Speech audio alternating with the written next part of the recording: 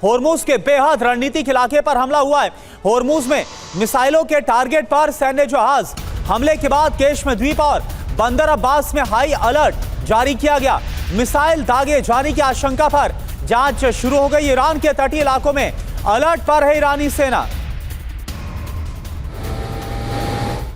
और एक और बड़ी खबर, केशम और बंदर अब्बास में नुकसान से ईरान का साफ तौर पर इंकार। धमाकों पर ईरानी प्रशासन का आधिकारिक दावा, इस क्षेत्र में स्थिति पूरी तरह से सामान्य है। धमाके की तेज आवाज के कार्डों की जांच जारी है।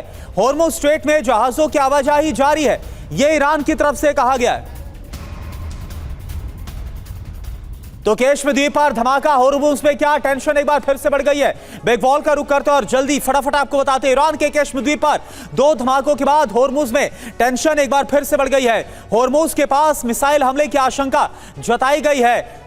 अगली क्या जानकारी सामने आ रही है, या फटाफट देखिए। सैन्य जहाजों को टारगेट किए जाने की शुरुआती रिपोर्ट सामने आ रही है। इसके अलावा फार्स न्यूज के अनुसार केशम और बंदर अब्बास पूरी तरह से सुरक्षित हैं। ईरान के होर्मुजगान प्रांत के राज्यपाल ने नुकसान से साफ तौर पर इंकार किया है।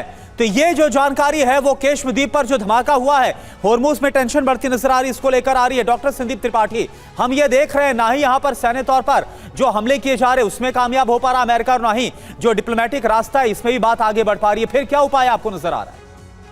देखिए, दोनों स्तर पर मैंने कहा कि डिप्लोमेसी के लिए उसको अपना एरोगेंस को खत्म करना होगा। टेबल आने के पहले थोड़ा सा ये अमेरिका को थोड़ा सोचना पड़ेगा यूएसए को कि अब ये वक्त नहीं रहा गया जहां पर आपकी जो बादशाहत थी जब पूरी तरीके से खत्म होती दिख रही है, उस समय टेबल पर आना होगा। तो वहां पर उसका एरोगेंस आ रहा सामने।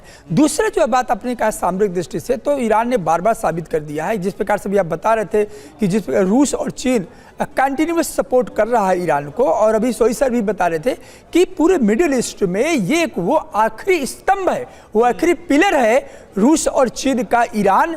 यदि ये कोलैप्स होता है तो मिडिल ईस्ट से रूस की और चीन की जो सामरिक प्रेजेंस है वो कहीं ना कहीं खत्म होती जाए। और ये बात को रूस नहीं चाहता है। मुझे याद है जब सीरिया कोलैप्स हुआ था तो कहा गया था कि पुतिन पर तमाचा है। मुझे याद है जब वेनेजुएला पर मादुरो का किडनैप किया गया था तो कहा गया था चीन पर तमाचा है। लेकिन ईरान पर उसी गति से ट्रंप ईरान की ओर आगे बढ़े, और उसके बाद जिस प्रकार से ट्रंप को रोका गया, सिर्फ रोका ही नहीं गया, यानी अमेरिका की हर चाल को फेल करते हुए पुतिन और शी जिनपिंग नजर आ रहे हैं। अब देखना होगा कि आगे इस युद्ध में क्या होता है।